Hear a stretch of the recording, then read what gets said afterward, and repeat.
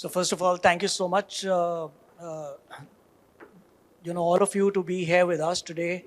We have Raj and Mr. Gautam Khanna who are traveling from Mumbai and Bangalore. So thank you so much for joining us. They've taken an early morning flight. Mr. Khanna was telling me that he's left home at around 4. So it means a lot for for us to have you here with us. And Mr. Sanjeev saying, he called up yesterday that मैं सुबह भी आऊँगा, शाम को भी आऊँगा. But then, one small request, and he said that, no, don't worry, Harbinder, I'm going to be here the whole day. So really, really appreciate your being here. It means a lot to us. The reason we had this panel was that when we are talking about healthcare, the front face of healthcare delivery is the hospital. But when we look at a hospital, the first thing that comes into our mind, a doctor, diagnostics, and the treatment. But we forget that to run a hospital, there is much more to it. You have to manage the sustainability of an hospital, ensuring there is a feasibility and viability of the services that are being provided. There's a procurement process. There's a lot of, expensive equipment being bought. Apart from doctors, there's a very, very large workforce, which is non-medicos, that need to be managed. And we always think that, people management is only for corporates. We forget that institutions like hospitals also need to be run like a company, and we need to ensure human happiness, joyfulness while they are providing the services. So that's the real intent behind this particular conversation. Sanjeev Singh, I would like to begin this conversation with you. What I really want to understand, you are one of the newest hospitals in terms of infrastructure that got built when we're talking of large hospitals. And what were some of the common challenges that came into your mind when you were building up a new infrastructure? Keeping in mind the challenges that we are facing today, and when you're setting up a new infrastructure, you also have to keep in mind, as a smart business leader, what are the challenges we are expecting to face, within 2, 3, 4 years of the time that the hospital really comes up? Yeah, thank you, Mr. Narula, for inviting, and thanks to the esteemed panelists that you are always, it looks as if you're appearing for an exam, because they're both brilliant and doing fantastically well. So very good question. It's a new setup. So when we were buying the land and planning this whole hospital, we had put what are the gaps in the healthcare delivery systems, and we put that on the drawing board. And we said that we would like to address all the gaps when we are building. So one is that why we don't have a Harvard and a Mayo in India. So can we build a university teaching hospital, since we are a university and we are a teaching hospital? So why we just restrict ourselves to a small hospital setup, and can we have almost everything? So you have a good both free, subsidized and corporate hospital. You have a medical school, nursing school, and the allied health sciences school. Research happens in isolation. Can we have research within the same setup? There's a lot of doctors who are passing out. When we were graduating, post-graduating, there was only 250 colleges, 716 colleges now. So, but the skill sets and competency is not there. So can we build a big simulation academy? So these are some of the gaps which existed, and we thought that we'll put that in. The other thing is that we all say about patient-centric design, but where is the patient centricity? Because that's a good catchy word. So we have looked at various models, and we found that Mayo Clinic model is fantastic, where the patient comes in, and we have almost 81 super specialty departments.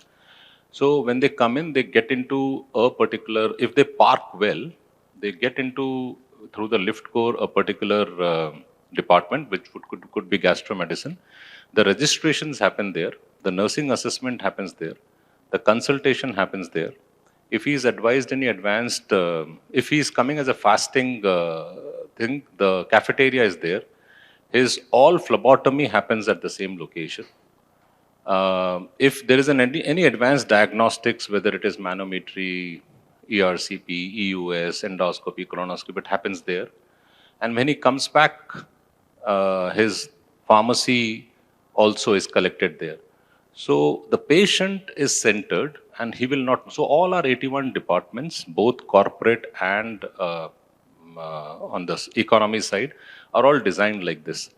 Now, the other problem generally for an efficiency is that when the doctor is, when the patient has an appointment, the doctor is busy doing rounds in block A, block B, block C, and he's not available and he doesn't respect the appointment time. So we said that for a particular department, can the OP and IP be together? So when he's going to round in the same area in IP. So he'll be immediately be available for an outpatient setting. When the doctors goes on round, the postgraduates, the JRs and SRs are not available. They are there throughout the hospital. So can we have the postgraduate lounge within, which has a cafeteria, which has a Wi-Fi and a lounge for them, so that they're there available along with the duty rooms. So there are many such deficiencies. Communication is a big deficiency, and that increases. So we have provided an advanced counseling center, all implants, all prostheses. Because if I tell to the patient that TKR, ceramic and ceramic, I just don't understand. Robotic surgery, I don't understand. So it's all displayed, explained, medical social worker, manning in the irrespective department. So you actually know what prosthetic valves will get in. So intent was that whatever are the gaps, we had tried to fulfill those gaps and looked at 20 years, 30 years from now. And we would like to have all of you visit and give us the feedback. Thank you, Dr. Sanjeev. Mr. Khanna, let me come to you. I mean, we were talking about patient centricity. Now, how good a hospital is apart from all the metrics that we use as an industry, is a lot about the customer feedback, which is a patient feedback. And the reason I'm using the word customer is not just the patient, but the caregivers at home, the family, which is also giving a feedback on the hospital. And if we are talking about patient centricity, then the feedback of the patients need to be taken care of. Now, Hinduja as a hospital has been expanding, quite fast. How do you incorporate the patient feedback and the suggestions that are coming in while you're expanding the institution to ensure that you're not just efficient, but you're also perceived as efficient in the eyes of your customer? Thank you. It's a little tough question. So, based on what you just said, so the patient, so we have to remember that the patient is coming in times of distress. So they need to be comforted. I'm sorry. So they need to be comforted, and their relatives need to be also be comfortable. So first you take care of the immediate problem from the clinical perspective. That means the right doctor, the right resident, the nurses, all that has to be taken care of. And for that, there is a standard process and standard timing and so on and on. But what happens is what you mentioned. Now the patients are not, so they are actually experiencing the consumerism which is outside the hospital. I mean, they think the Zomato and the Swiggy and the Blinkits, etc., etc. So they also want everything now. So they are very upset if you don't get the lab test reports on email, if you can't fix something on WhatsApp. So people are concerned about that. So what we have done, we've categorized the patient experience into multiple things. So one is clinical, where the doctors, then patient care, where the nurses. So you have processes for that and monitoring and so that I don't have to talk about. All of you are experts in that. Then we have taken aspects of making sure that the processes are streamlined and seamless for them. For example, if somebody wants to come to an OPD consultation, I mean, why is it that if you want to go to a movie, PVR, you book it on the phone and then you go straight to the movie theater on your seat? Why is it that in a hospital you have to stand in a queue? Not necessary. So using this philosophy, we implemented that. Of course, there is a lot of challenge in that and back-end work and all that. But now it is pretty seamless. At least 1/3 of our patients are very comfortable. They just land up straight at the doctor's clinic. So, you avoid the crowd, you avoid the waiting, etc., etc. So other thing, and of course you get the reports online, etc. The other thing we found, and it's a non-related, non-hospital related, but just a perspective. The relatives are really harassed. The attendants are really harassed in the hospital scenario. So one day we were thinking, we said, what can we do about them? So of course, we organized in the lobby and direct transmission to each patient room in the TV, live music recital, music concert, what you would have seen in an auditorium. We organized a nice sitar and tabla, etc., for 2 hours. People loved it. We've had examples where, simple things like we have long stay patients. Now, if the long stay patients, they have their birthdays, they have their anniversaries, things like that, we do that. The other thing in our other hospital where lots of children are born, for after the child is born, the second day, we make sure that the mother and the father, we organize a special candlelight dinner for them. It's something special where the child is not there. These are very, very small things, but this enhances the level of experience. I mean, this new year, we had a singer who went to each patient's room and said, which is your favorite song? I'm going to sing it for you. So these are very small things, non-clinical thing, but it enhances the experience. In addition to this, what we should not forget, and you mentioned it earlier, is that in our hospital, so I have around 4,000 people working. Out of that, only 400 are doctors. 400, 500 are doctors. Nurses, maybe 1,000. Who are the rest? The others are people who take care of the food, the housekeeping, the security, the attendant, person who transfers from pharmacy to the OT, the medicines. How do you make sure of that? And what we have done is to make sure that they are trained properly, because when the patient and the relative comes, they don't see me, they don't see him, they don't see him. They see that attendant, the security fellow, how rude or how nice he is. So you have to ensure that that fellow at the last mile is delivering the best patient care. So, you do your standard programs, etc., etc. And I'm going to close in a minute if you want. So one of the things we faced a challenge, and I'm going to share a personal story. I think I've shared it with some of you. Like large corporate organizations and all CEOs, we all have standard, doesn't matter which industry, which hospital, everybody has a standard protocol. What are the top 3 priorities you will do? And I can name it. You can pick any industry. First one will be customer focus. Then you can do customer/patient/something focus. Second will be productivity or efficiency or something. Third will be, organization, teamwork, etc. And now you can give various names depending on the industry. So I was talking to my workers in one of the town halls. I was talking, I was new CEO in the hospital, giving 3 priorities. One of the worker, he stood up, and I was speaking in Hindi, of course. He said, "Sir, ye to theek hai, karna kya hai?" That struck me. We are thinking from here, but that fellow who is dealing with the patient, he wants to know what is to do. All these are names. Productivity, efficiency, all that. What do you mean by all that? So then I explained to them. I said, patient को ऐसे ही देखना है जैसे आप अपने माँ बाप भाई बहन husband wife बच्चे. Treat them like your family member. Immediately they understood what you would do, what you would not do. Second, productivity. He said, मेरे को sir, productivity, efficiency, 6 sigma, quality, 6x, 5s, कुछ समझ में नहीं आता. Simple thing.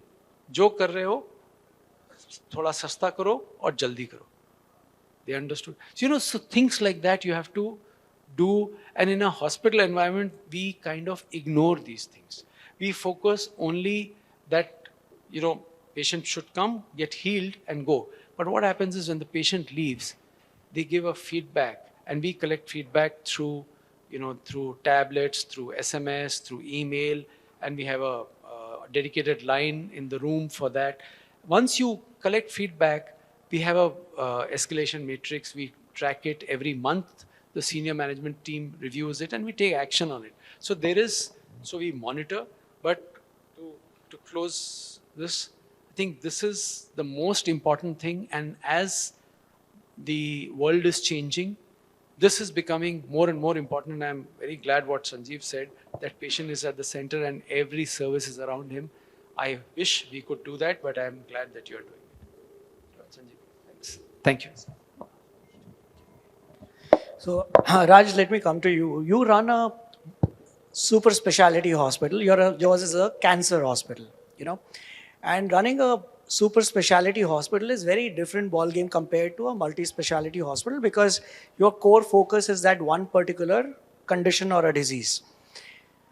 But yet, I mean, especially in the case of cancer, you require multidisciplinary support system in the hospital, because the cancer patient could have a heart attack, they could be having multi-organ failures, etc. Now, these are not, I mean, I hate to use the word, but they're not the revenue centers, but they are important for you to have there. As a business leader, as the CEO of the organization, you have an objective which has, that has to balance between the stakeholder value, the patient centricity, the outcomes.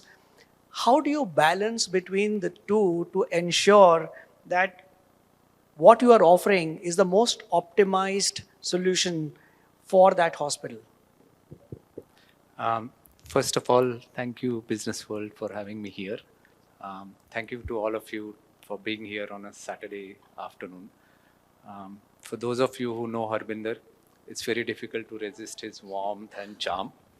And getting an opportunity to meet my colleagues, is always a good incentive to be here. So first of all, I don't think it is that complicated. So one is, what makes people come together, communicate with each other, work with each other, collaborate with each other to achieve anything in any field. At the core of it is a shared purpose. So for us at HCG, there are three basic tenets of what brings us together. One is, we don't treat cancer, we treat a patient with cancer. And cancer patients' journey starts before they come to HCG, in between treatments, and then it continues post the treatment when they are at home. Second, we believe that the only way to treat a patient with cancer is the right, complete treatment the first time. And when you talk about the treatment, it involves physical, psychological, functional, social elements to the treatment. Third is that the way cancer is rapidly evolving, every patient has a unique genetic makeup, and a tumor has a unique genetic makeup. So you have to tailor the treatment precisely, specifically for that particular patient. Now, if your purpose is to treat a patient with cancer, then it's humanly impossible for any one doctor to achieve it, irrespective of whether it's Superman or God, right? And therefore, you will see that you will never hear us talking about any particular star doctor. We always talk about a team of 400 plus oncology specialists, and caregivers. Now, with that purpose, for us, it's become very, simple why we do what we do. And there is no, if doing the right thing for a patient with cancer gets us more patients, and that's what grows the business and builds a brand, then all other economic considerations are very simple. In healthcare, you have to do what's right for patient, and you have to always keep an eye on the long term and not just on short term. As long as you follow those two compass, you are okay. But I think the difficult part in this is not the business or economic consideration, it's making people work together. Now, if you look at, we emphasize this, that, a patient with a cancer should be treated by a team and not a particular doctor at every opportunity in our day-to-day interactions. Right from at the recruitment stage to clarify expectations, as well as attract like-minded professional, to performance evaluation to have the right incentivization to build the right culture. Now, then our ways of working, our SOPs, our documentations, our different forums to audit tumor boards, multidisciplinary consultations, disease management groups. At every opportunity, we have embedded this ethos so that, it becomes an integral part of what we do on the ground every day. But most importantly, we have some of the stalwart senior clinicians who are institutes by themselves. They role model when they allow even a resident, DNB resident fellow to ask a question, to express a differing opinion, to have a constructive discussion on any topic. It builds a culture, when they role model it. And once it becomes a part of culture, then this team approach becomes a fabric of the organization. So, I mean, like anything, if you stick to basics, it will, follow what you want, where you want it to lead. It's so beautiful because, when you listen to these people sitting out here, they make it they make it sound so simple. Like you said, that it's not a big problem. But it's not a big problem because you guys have treated it that way. And, seeing how Gautam was talking about, thinking about things which is out of the box. And also, Sanjeev ji talking about, how you're treating the hospital. At the end of the day, I think, what is coming out is that I think we should not use the word patient centricity. I think it should be human centricity. That should be there. Sanjeev ji, let me come to you, because at the end of the day, when we look at the medical practitioners, the doctors, the surgeons, they're working in an environment where they are treating patients, they're focusing on prognosis, but they're also human beings, and they wish to do things differently, or they may be the ones who are at that point in time figure out that, these things could be done differently, and that is where they could make a difference. But most environments, the work environments, do not allow for research and development where they could, दिमाग में कुछ आया तो इसके लिए कुछ करते हैं. You have addressed that issue in your hospital. Can you share with us how did you think about it, and what is it that you're doing so that the doctors are able to focus on making a difference beyond just the treatment, which is going to impact the future of the treatments? Right, very good question. So when we were interviewing doctors for our new facility, we must have done it from 2018 onwards and seen close to 5,000 doctors from globally across the country. One thing was very clear is that we wanted a very comprehensive doctor, and that's how the doctors are. One, they need to be clinically excellent. Second, they need to teach, so they need to be academically excellent, plus mentor. Third, they need to be having an interest in research. So all clinicians are not researchers, but they're at least having an interest in research. But fourth is a very important component is doing public health. So unfortunately, public health gets done by community medicine people, no clue. So it has to be done by clinician, because a cardiologist needs to go out and find the prevalence of hypertension and intervene. So academics was one of our very, very key criteria to select people. One is that you need to actually, unfortunately now the clinical practice is very transactional. मैंने उसको देखा, उसको correct करा, उसने मेरे को 2,000 रुपए दिए, and that's it. And 70 आपके हो गए, 30 मेरे हो गए, and this is how most of it is. We have to think slightly beyond. And unfortunately, the role models are also shrinking. So when we used to see our people, they used to come on time, they used to teach, they used to handhold, and so mentoring has almost vanished.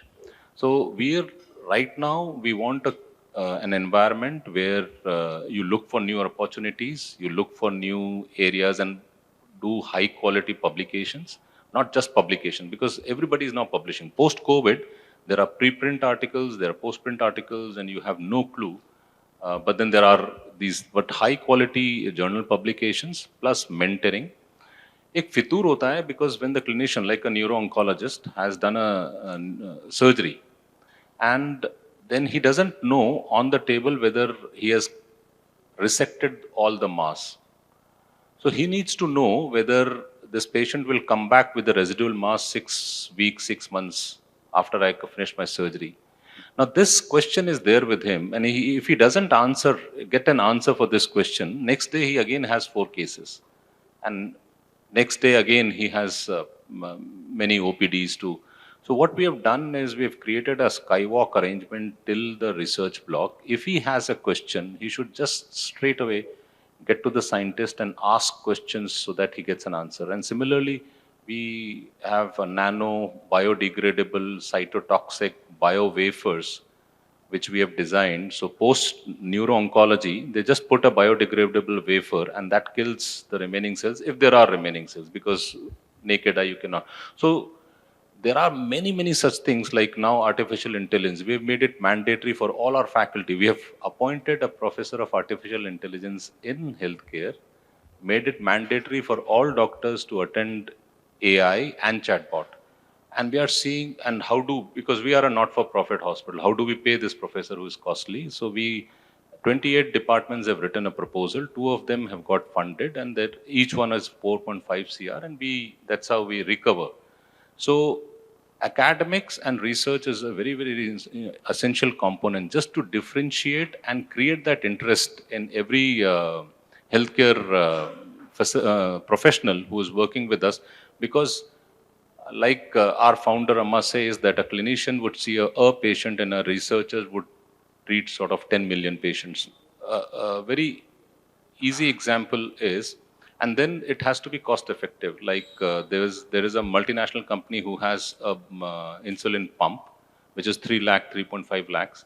So here as an integrated, other than integrated of Ayush, we are integrating in another way, integrating human medicine with engineering, with humanities, with nanomedicine, with biotechnology. And they all came together and prepared an insulin pump, which is just 25,000 rupees.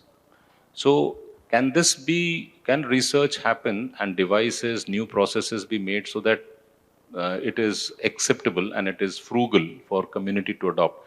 So there are many such work which is happening, but it is important that if there is a question in clinician's mind, that needs to be addressed, and there has to be an adequate facilitation provided to him, because that can create wonders in the field of medicine.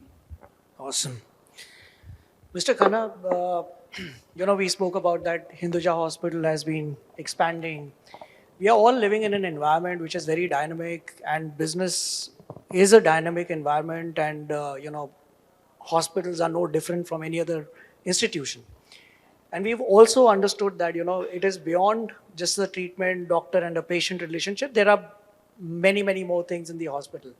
Now, whenever we set up a hospital, we not just plan for today, we also plan for 4 years, 5 years, 10 years down the line. But the life of an institution is far beyond that. And when we are expanding, all the SOPs, procedures, quality standards that we have created need to be changing, How do you, as a business leader, ensure that you are offering the same level of efficiency, if not better, in that changing environment where you need to change all the procedures, etc., from time to time? I mean, including the SAPs, etc., that we are using. So let me break this up into multiple components. So all of us are not knowledgeable enough to plan for future. So one of the things which we have in the hospital is called medical staff advisory committees, where my senior clinicians and HODs, etc., it is their meeting. I am sitting on the side as an invitee. They talk and they tell what is to be done from the clinical point of view. Now, we may or may not accept what they say, but at least we hear and we get some ideas. So that's one part from listening to the clinicians. We also listen to the ex-patients. We have a focus group of ex-patients. We hear from them what they would like us to change. Then, of course, we see the trends, etc. But the important thing is, one is the physical infrastructure change, which you have, as with time you keep changing and you design differently. The other thing is the processes. So we started, we've had our journey with Six Sigma, 5S, all the quality initiatives, etc., etc. But the most effective thing which we have found is we borrowed from the automobile industry. In automobile industry, there is the concept of quality circles, where some of you may know, where each small unit has their own quality team, which is not led by any manager. It is led by the worker of that area. So we have created 21 such quality circles in the hospital. So there is a quality circle of in admission and billing. There is somebody in security, somebody in nursing, so on and on. And these people will figure out the problem and fix it at that end. And since they are in touch with the direct patient, it's very easy to fix. So this process is on. In addition to this, and leading from what Sanjeev mentioned, there is a lot of focus in our hospital on research. And I agree with him on two things, that when you focus on research and academics, a clinician who teaches learns more. So that is, I think he becomes a better clinician. And a clinician who's helping or doing research also becomes a better clinician because they know more. So we have, we have a big research department, and we published globally, etc., etc. I mean, we have a tie-up with NIH. We work with them. NIH in the US, we work with them. We do a lot of these ICMR projects. We do international projects. I mean, we are one of the sites for fungal infection research, TB, etc. We also have a rural area outside Bombay, 100 kilometers outside, 180, which is completely tribal, where we adopt 300 villages. So what all this does, and when you hear, and we have one more thing, we have something called Community Living Drive, where we hear from the community what they want. So it is the synthesis of all this. When you hear, you think about, okay, what the future is going to be. Now, who knows what the future is going to be, but at least you try your best. See, right now you mentioned about the HIS and the SAP and ERP. Most of the hospitals in the country don't have good digital IT systems. And it's not their fault. It's just that it doesn't exist in the country. But like, we are now taking an effort, and we have decided over the next 3 to 5 years, we will transform the hospital. It takes time, it takes effort, it takes money. But the key thing is to get the commitment of the senior clinicians, senior management team members, and all the stakeholders like the board members, etc. Then this thing happens. So I don't know whether I've answered your question, but I think it's a holistic way, and I believe in one thing. The reason why I tell people who are not in healthcare, why you should join healthcare. Because in healthcare, tomorrow will always be better than today. And it is our belief and optimism that we should always try to make tomorrow better. So I think with that, things happen. Absolutely. When we're talking about making things better, as business leaders, we are expected to take decisions. And if there is something that slows the process, is the slow decision making. And then you are working in an environment where decision is not purely yours, because you have the chairman of the specific department who has the responsibility of creating that outcome, and he has a say in the equipment to be bought, the environment to be created, the teams that they would want to see in the hospital. But today we are living in an environment where we have data available to us.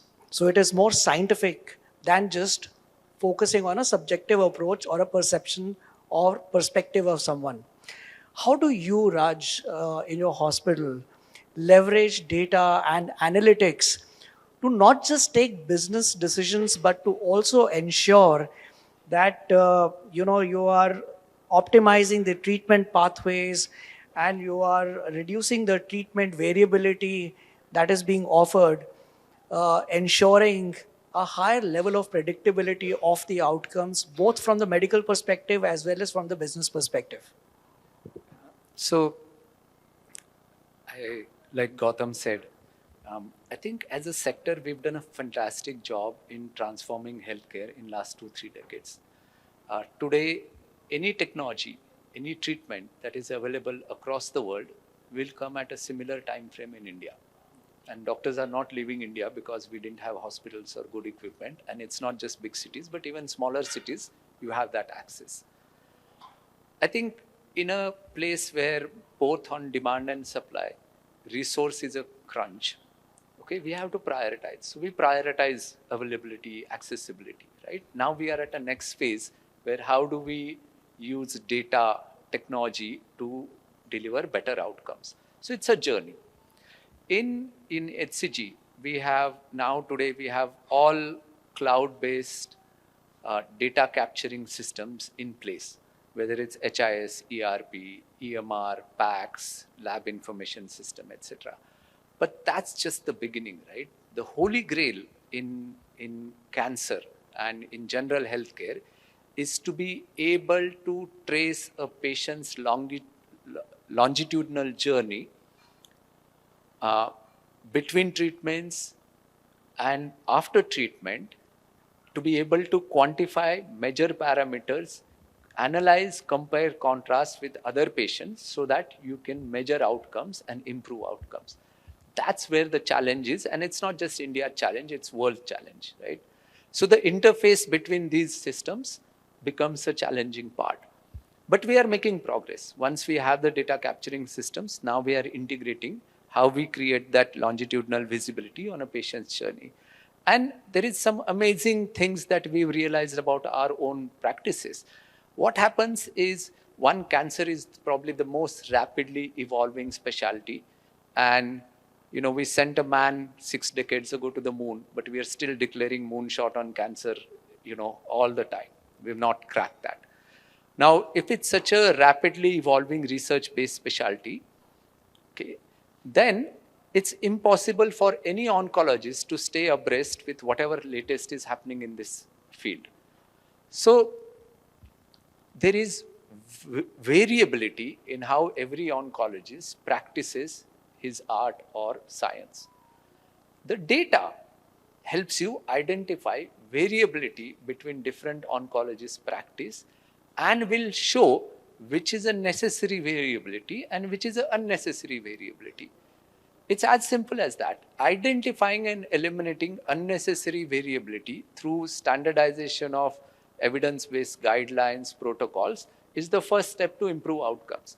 So we've seen in cervical cancer patients, an oncologist who did a upfront PET CT was able to have a better visibility and was able to understand the micromets and oligomets to upstage the cancer and therefore improve the effectiveness and had a longer 5-year disease-free survival and a longer overall survival.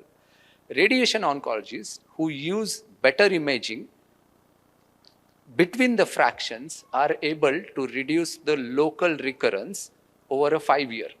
Right? Now that we are measuring this, these are the insights that are coming. And that's such a powerful tool, and I think that is what is going to help us to reduce this feared disease to like a chronic disease like diabetes, which people can live with longer, healthy, functional life. Fantastic. Sanjeev ji, one other issue that we face as business leaders in the healthcare is building teams, hiring. You said you had spoken to 5,000 medical professionals when you were hiring. Now, one of the challenges that all hospitals in India are facing, and I hope you will agree with it, that one of the challenge is hiring of nurses. We know that about 100,000 nurses from NHS are going to be retiring in the next 18 to 24 months. And India seems to be one of the places where they're going to be sourcing. But we are already facing shortage of trained nurses in our country. Now, when you are building up a new institution where you have an opportunity to build your infrastructure in a way that you can optimize this scarce resource, what are the things that we should keep in mind? Anything that you have studied? Because I know that you have studied about 8 or 9 problems and gone across the globe to identify what are other hospitals doing about it. So would you want to share some insights into what you have observed? So I think that's a very critical point, at least for our country, and the people are not going to be available. Who are available are not adequately trained because they go ahead with a 3-month course and a 6-month course. There are lots of nursing. There are 5,573 nursing schools. Many of them, they don't have a attached hospital. So we don't know about the quality of training. So it is a huge problem. And the way to solve this problem is you'll have to have your own schools so that at least you run your hospital well, and there are shock absorbers when they at least go for it, either abroad or a government job. So one was we have close to 574 critical care beds. As a plan and design, we have provided a satellite nursing stations, and that's a glass cubicle, and the nurse can view both the patients.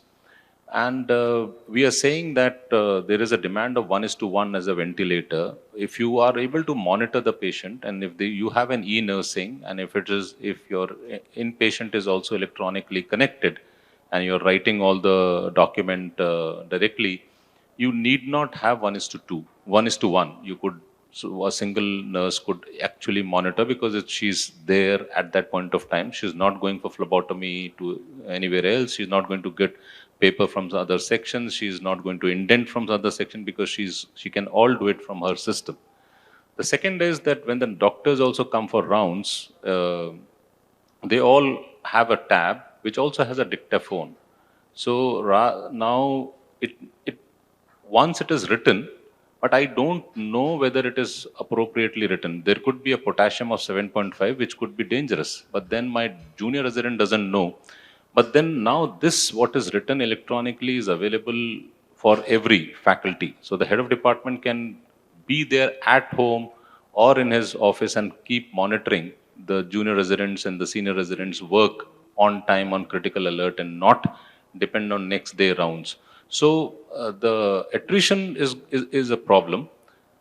We need to have a very smarter way of looking at it, and there is where we also seek help from government and including NABH. Like emergency medical technicians should be so well trained that they could handle ambulance and maybe emergency, and that privileging should definitely be given to them. Similarly, if the nursing is not going to be available, can there be an OT Tech good BSc course, and then they can become the scrub nurses? Why we have to always depend on this group of people who are not going to be available? So there could be many ways where a plan and design could help. Like Raj was mentioning, in each of outpatient and an inpatient setting, we have a team medicine and a briefing room. So each ward, each private ward, each OPD has a team. So can all of them sort of come together and address an issue rather than just sort of lingering on the issue? So in our IP area, other than the board which has number of who's the patient, who's the doctor, there is a key performing indicator board also. And then the last portion of that board is, please suggest a solution. And I think what he mentioned about the quality circle is a fantastic idea, and I'm going to take this whole concept back to our hospital. They need to just, right now they are all working at a spinal level. They just work. So they are not thinkers. And if we can make them hungry to think and be part of improving the care, it would be important. So last part of the key performing indicator board, and rounds happens on key performing indicators. It cannot be post-mortem after a month. So have you suggested the solution? What is the problem? What is the suggestion? And can we look at a timeline to address it? So I think there are many ways which we need to address. And what Raj mentioned about team and what was mentioned about quality circles are fantastic point, which I'm going to take to improve clinical care. Thank you so much, Sanjeev. In fact, it's blaring that time is up, and usually my team is the one that comes and gives me the ishara ki, bas karo. But I think the kitchen staff is making us, the noise that they're making. But I'd like to ask one question to all of you, and if you can just restrict to 30 seconds. When we are talking about building efficiencies in the hospital, all of us are CEOs which are reporting to the trust management, etc. And some of us are running hospitals which are with a very charitable mindset background. Some of us are responsible to reporting to the investors. So how do you manage the stakeholders to create a mindset shift to start thinking of efficiency in delivery of healthcare when you're explaining why you need to invest in building efficiency? So whoever wants to go first. But let's just restrict it to 30 seconds each. So the only way to manage stakeholders in this thing is for them to understand that efficiency is going to result in better patient care, and it will be a better value for the organization. So the stakeholders, the board, the management, the trustees, investors, everybody is looking at higher value. Somebody is looking at higher financial value, somebody is looking at higher reputation. But as long as we are able to link all our actions to the higher purpose of creating a better value institution, it works. So, whether you are a charitable hospital or a for-profit listed company, I don't think that's the compelling reason for doing what we are doing.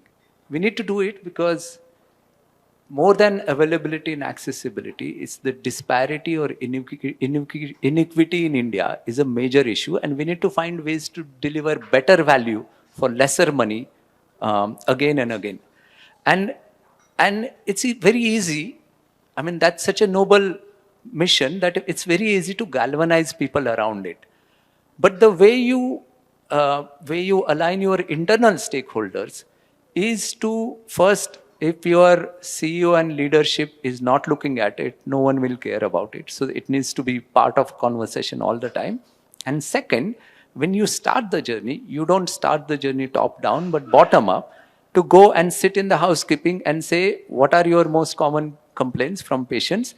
Tell me how you can improve, and make it their endeavor to get better today than yesterday and get better in this hospital or other hospital. And as long as you do both things, this journey will be continuous improvement journey in future. So, हमें पैसे की भाषा बहुत अच्छी तरह समझ में आती है. So you have to cost it. So if I say I'm saving lives, I don't understand. So medication error, I have costed, and it is 23,000 rupees in my hospital. I can say that to improve processes. If I say if my patient waits, and that is 18,000 rupees for me, one patient who's waited for 10 minutes, this message goes on. If DVT prophylaxis is not done properly, the pulmonary embolism is 2,10,000 rupees. That message, that immediately strikes. If I don't wash my hands and my surgical site infection in my hospital is additional 65,000 rupees, that creates a more, because if I keep saying that, please wash your hands, there will be no infection. I don't see microbes and I still don't wash my hands. So anything what we do, if we cost it and then translate that into this as an action, it would, I believe, would have a larger impact. I think that's a very good last message that, metric create कर दो, जो लोगों को समझ आए कि, it is costing us as an institution for your inefficiency. I think that's a very big message. Thank you so much, panelists, for, okay, we have, can I take one question? Yeah.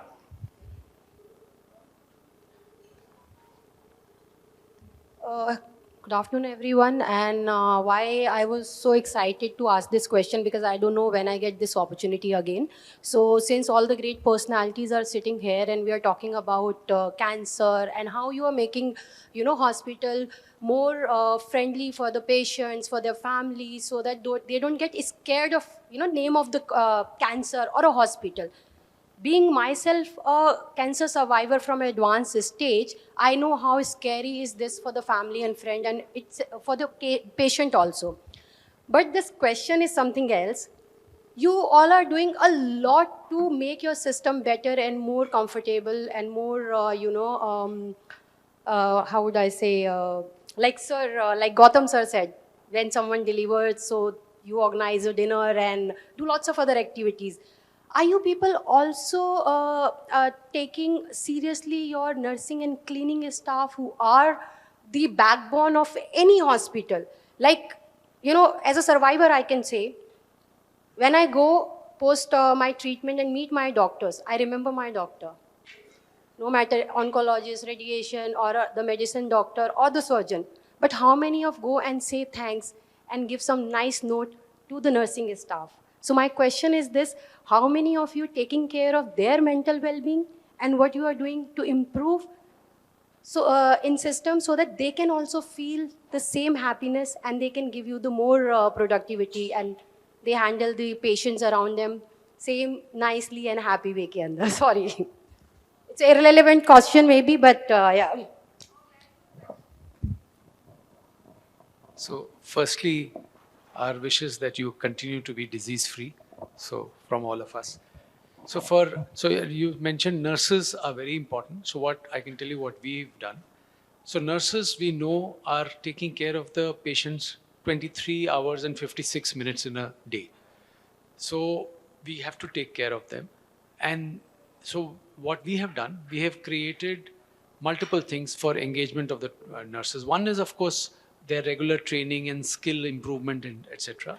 Then we do their soft skill training.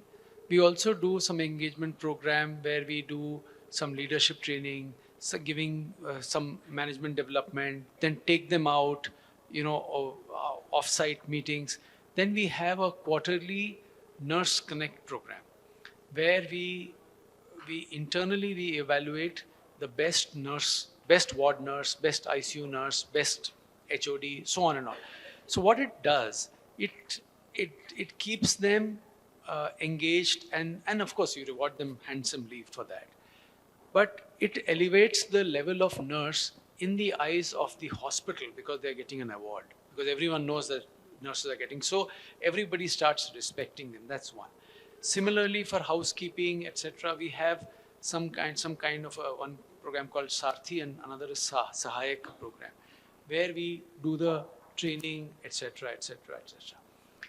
One more thing which we do for all this category, we started this in COVID, called Sampark program. So it's basically engagement program. So where we take care of their physical, mental, emotional, and spiritual health. So physical, of course, you ensure you do the activities and physical activities, etc. Mental, quiz, emotional, engage them in fun program.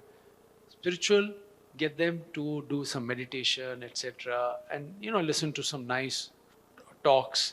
So what happens is people, their engagement with the hospital elevates. And two things which we do in our hospital, which I think you should hear. One, we do not allow anyone to take tips from anyone. So what happens is, as a patient, I want to give a tip because I'm so happy with the nurse. But problem is, if I give a tip to somebody, this fellow is expecting tip from third person. So suddenly discrimination starts. So we don't allow that. So, and we do a unit-based recognition for them. And we tell them, people, and we share with nurses, with the workers, we share the feedback which we have heard from doctors, and I read it out say this is what it is. We go to each ward, give them awards, recognize, we write on the board. So we do lots of these things. The second thing which we do is that we do not have discrimination of different doctor or different nurses for different category of patients. So they're all common. So what happens in this? is that everybody knows that we are a team. And everybody knows that today I am doing for general class, tomorrow I may be doing for suite class. So they all give that behavior. And I've seen patients love the nurses. You are saying you don't know the names. I can tell you my patients, they tell me names of the nurses and the residents and the workers, which I also don't know. So I mean, I don't know whether it answers the question. Fantastic. Thank you so much, panelists. Thank you so much. And thank you, Archil, for asking this question.